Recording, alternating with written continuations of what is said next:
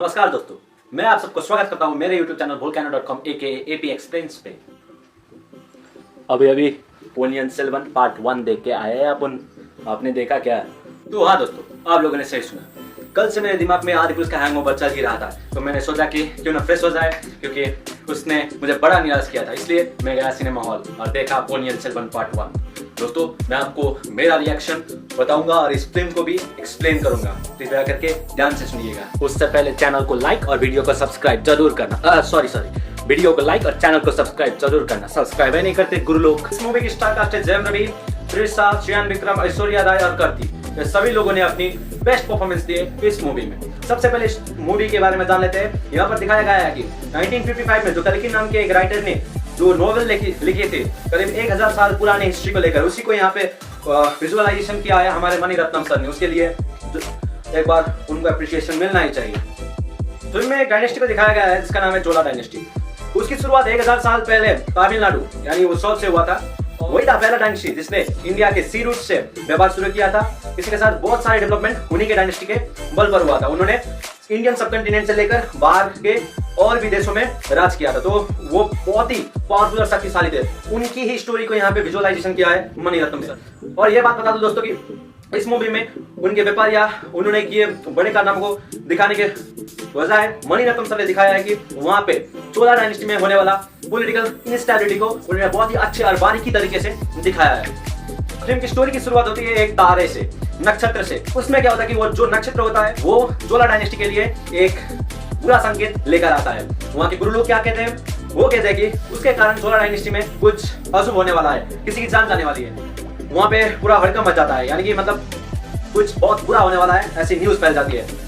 चोला dynasty के main राजा होते हैं सुंदर चोल, वहाँ के हेड राजा होते हैं। पर वो राजा अपने खुद की बल से राजा नहीं होते, उनको राजा बनाया जाता है। जैसे कि बाहुबली में जो अमरेंद्र बाहुबली को और उसके पिता को राजा बनाया गया था, पर वो राजा के हकदार नहीं थे। हकदार यानी कि जो ट्रेंड है हमारा कि जो एल्डर होगा वही राजा होगा, उसमें वो नहीं दिखाया गया है। इसमें भी वो नहीं होता है। तो यहाँ पर क्या होता है कि जो राजा था पहले, उसने कि सुंदर चोल को वहाँ की राज शासन दे दी थी अपने बेटे को सिर्फ भक्त बनाकर। यहाँ तक ठीक है। तब क्या हुआ कि सुंदर चोल को इसलिए दिया था कि वो उसका बेटा बहुत ही छोटा था, वो राज नहीं कर सकता था, तो उसको उसके बेटे को वो राजा ने राजा बनने के काबिल भी नहीं खाना, इसलिए उसने सुंदर चोल को राजगद्दी दे दी। यहाँ पर सुंदर चोल है प्रकाश राज। प्रकाश राज ने चोल डायनेस्टी पे राज किया। वो मेन राजा होते हैं और उनके 3 संतान होते हैं। पहले आदित्य करिकलन जो हमारे चियान विक्रम है, दूसरे अरुण मोचीवर्मन जो हमारे जयम रवि है, और तीसरी पुत्री होती है जिसका नाम है त्रिशा।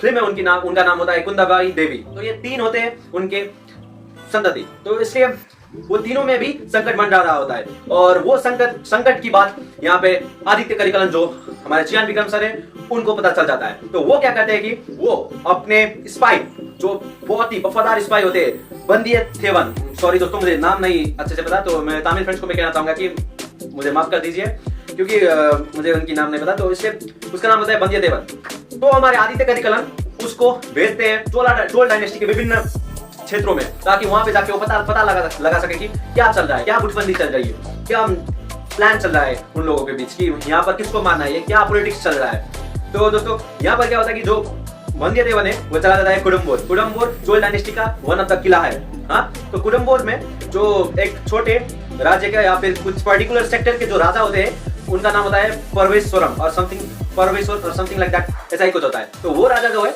वो सब मंत्रियों के साथ मिलकर, चोल डायनेस्टी के सब मंत्रियों के साथ मिलकर कुछ गुटबंदी करते हैं। और चोल डायनेस्टी का जो मेन सेनापति होता है वो परवेश्वर का भाई होता है। यहाँ तक दोस्तों कि वो सब मिलकर गुटबंदी करते हैं। वो क्या कहते हैं, जो मैंने पहले कहा था जिसने सुंदर चोल को राजगद्दी थमाई थी, उसके बेटे को वो यहाँ पर लाकर कहते हैं कि उनको राजा बनना चाहिए और सुंदर चोल को हटना चाहिए। क्योंकि सुंदर चोल का प्लान क्या होता है कि उनके एल्डर बेटे आदित्य करिकलन जो हमारे चियान विक्रम में, उनको राजा बनाने की उनकी इच्छा होती है। पर सब लोग विरोध में आ जाते हैं। डायरेक्ट फेस टू फेस नहीं, बट इनडायरेक्टली वो गुटबंदी कर रहे होते हैं कुडम्बोर में, और मेन राज्य होता है तंजोर में। तो वो बात वंदियतेवन सीक्रेटली पता लगा लेता है। तो आदित्य करिकलन क्या कहते हैं कि जो भी प्लान बन रहा है उधर, वो जाके बहन त्रिशा को बता देना, और उनके पापा जो है सुंदर चोल उनको भी तंजोर जाके बता देना। वंदियतेवन ने उनके प्लान को पता लगा लिया, तो वो जाता है सीधा तंजोर में उसको रोक लेते हैं, क्योंकि वहां पे कोई प्लान चल रहा होता है कि सुंदर चोल को हटाने की, तो इसलिए भी बाहर वाला को आने नहीं देते। तो वहीं पे जब वो रास्ते पे जा रहा होता है, वहीं पे उसकी मुलाकात होती है ऐश्वर्या राय एज नंदिनी से। नंदिनी इस पे बहुत ही डीप मीनिंग और कैरेक्टर कैरी करती है दोस्तों। तो नंदिनी वंदियतेवन को कहती है कि उसको तंजोर के किले में घुसने नहीं दिया जाएगा। तो इसलिए वो अपनी औंठी यानी रिंग उसको दे देती है और कहती है कि वो दिखाने के बाद ही तुम्हें वहां पर जाने की अनुमति दी जाएगी। तो इसलिए वो रिंग लेके चले जाता है तंजोर में। उसे वहां के सेनापति जो विलेन है वो पकड़ लेते हैं और उसको मारने ही वाले होते हैं कि वहां पर वो कहता है परमेश्वर उसको भेजा है वहां पर सेनापति से मिलने के लिए। वो सेनापति परमेश्वर का भाई होता है, तो वो उसको छोड़ देता है और वो सीधे जाता है राजा के पास और राजा को बोलता है कि आदित्य करिकल ने मैसेज पठाया है कि वहां पे कोई गुटबंदी चल रही है और मैंने अपनी आंखों से लाइव देखा है कि वो आपको हटाने की कोशिश कर रहे हैं। और समथिंग एम से नाम होता है जो वो राजा बनने की चाहत रखता है, उसके पिता राजा थे ना, वो मैंने कहा था वो, हाँ वही राजा बनने की कोशिश कर रहा है। तो ये सब राजा सुंदर चोल को बताने के बाद वंध्यदेवन सीधा जाता है त्रिशा के पास, कुंदाबाई देवी के पास।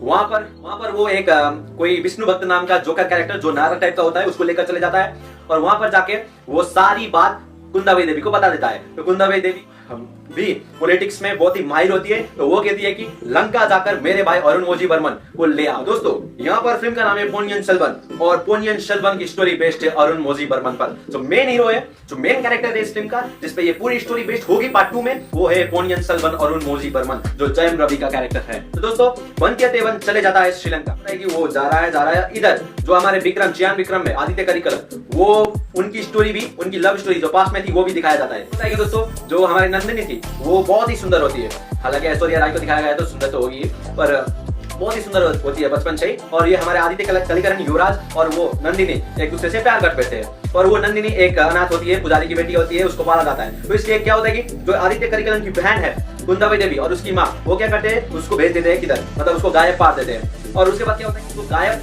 पाने के बाद वो हमारे युवराज आदित्य करिकल बौखला जाते हैं। वो इतना उनमें इतना क्रोध भर जाता है कि वो किसी से भी बात नहीं करते, किसी से भी कुछ भी नहीं करते, वो बहुत ही बौखला जाता है। और इसके बाद वो ट्रेनिंग करते हैं, ट्रेनिंग और वो जाते हैं अपने राज्य को जीतने के लिए। तो वहां पर क्या होता है कि एक बार वो जब पांड्यन नाम के एक ग्रुप होते हैं, मतलब कोई डायनेस्टी, और उसको जब वो मारने जाते हैं तो सबको मारने के बाद जब वो राजा तक पहुंचते हैं, पांड्यन के राजा तक, वहां पर क्या होता है कि वो देखते हैं नंदिनी पांड्यन के राजा के साथ थी।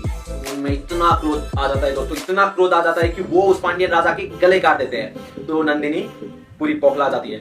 इसके बाद क्या होता है कि वो नंदिनी जो है वो अचानक से वो परमेश्वर जो है ना पर्टिकुलर सेक्टर के राजा सम्राट चोल डायनेस्टी के, उसके साथ विवाह कर लेती है। तो ये देखने के बाद हमारे आदित्य करिकलन पूरे के पूरे निराश हो जाते हैं, बौखला जाते हैं और वो आदित्य करिकलन तंजोर जो मेन है किला उसको छोड़कर चले जाते हैं किसी और किले पर और युद्ध करने के लिए, जीतने के लिए। तो ये हमारे चियान विक्रम की आदित्य करिकलन वाली कैरेक्टर कहानी। अब आते हैं दोस्तों जयम रवि जो अरुण मोजी है। और यहाँ पर दोस्तों जो अरुण मोजी है, जो पोनियन सेल्वन मेन कैरेक्टर जो हमारे जयम रवि प्ले कर रहे हैं, वो लंका की तरफ जा रहे होते हैं लंका को जीतने के लिए। वहां पर लंकन सोल्जर्स और लंका के राजा और यहाँ पर हमारे पोनियन सेल्वन की फाइट होती है। वहां पर क्या होता है कि पोनियन सेल्वन की आर्मी उनको मार पीट देते हैं। उसके बाद क्या होता है उनके राजा और थोड़ी सी आर्मी भाग जाती है कहीं पे छुपने के लिए और लंका को वो जीत देते हैं। और वो लंका के गुल्लू के पास आते हैं और वो उनको उस लंका की गद्दी पर बैठने के लिए कहते हैं, पर वो अपने पिता को दिए हुए वचन के कारण लंका की गद्दी पर नहीं बैठ सकते, ये कहकर टाल देते हैं। पर वो लंका में राज करते हैं, उनकी आर्मी, उनकी सेना लंका पे राज करती है। उसी वक्त क्या होता है कि वंध्यदेवन आ रहा होता है और उसके साथ ही जो पांड्यन ग्रुप है, पांड्यन ग्रुप भी पूरे क्रोध में होता है और वो क्रोध उनका आदित्य करिकलन के साथ होता है। पर आदित्य करिकलन के पास बहुत ही ज्यादा पावर होता है। उसके लिए वो क्या करते हैं कि अरुण मोजी बर्मन जो पोनियन सेल्वन है उनको मारने का प्लान बनाते हैं ताकि उधर आदित्य करिकलन भटक जाए और वो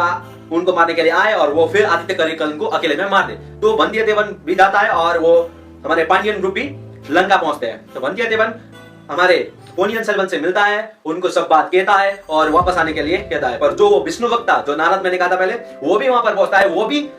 वो हमारे पोनियन सेल्वन के का ही आदमी होता है, हमें अंत में पता चलता है। और वो कहता है कि कोई पांड्यन ग्रुप आया है आपको मारने के लिए। तो उसी वक्त पांड्यन ग्रुप उन पे अटैक कर देता है। तो अटैक करने के बाद वो बहुत ही हताश, टेंशन वाले मूड में होते हैं। तो उसके बाद क्या होता है कि जो हमारे आदित्य करिकलन है, आदित्य करिकलन को भी पता चलता है कि कोई पॉलिटिक्स चल रही है, तो इसलिए वो अपने भाई को लेने के लिए, भाई को सुरक्षित रखने के लिए अपनी आर्मी भेजते हैं। तो इसी तरह वहां पे जो सुंदर चोल है, वहां पर परमेश्वर भी आर्मी उनको बंदी बनाने के लिए कुछ नया राजनीति रचता है। तो सब तरफ क्या पॉलिटिक्स है। उसके बाद क्या होता है कि जो जयम रवि है वो सीधा अपने भाई के पास जाने के लिए तैयार होता है। पर और उस समय जो वंध्यदेवन है उसको वहां का राजा बना देता है, लंका का राजा बना देता है। पर जिस हाथी में वो चढ़ता है वो हाथी बौखला जाता है। उसके बाद हमारे वंध्यदेवन को लगता है कि युवराज अरुण मोजी बर्मन जो पोनियन सेल्वन है वो कोई कठिनाई में है और वो उसको बताने जाता है। उसी वक्त पांड्यन को लगता है कि ये है युवराज और उसको अटैक कर देते हैं। अटैक करने के बाद उसको लेकर जाते हैं बहुत बड़े शिप पर, शिप, और अभी हम आ रहे हैं क्लाइमेक्स सीन पर। शिप पर ले जाते हैं और शिप में जो बाकी पांड्यन लोग होते हैं वो देखते हैं कि वो युवराज नहीं होता, वो पहचान जाते हैं। उसके बाद क्या होता है कि जो हमारे युवराज पोनियन सेल्वन है वो चले जाते हैं उसको बचाने, क्योंकि पांड्यन लोग ने उसको ऊपर लटका के रखा हुआ होता है। तो जयम रवि भी जाते हैं उनको बचाने। तो वहां पर बहुत ही भयंकर फाइट होता है। शिप सीन से आपको बहुत ही मजा आएगा। सिनेमेटोग्राफी हो, चाहे बीजीएम हो, चाहे कोरियोग्राफी हो, फाइट सीन्स का सब कुछ परफेक्ट है।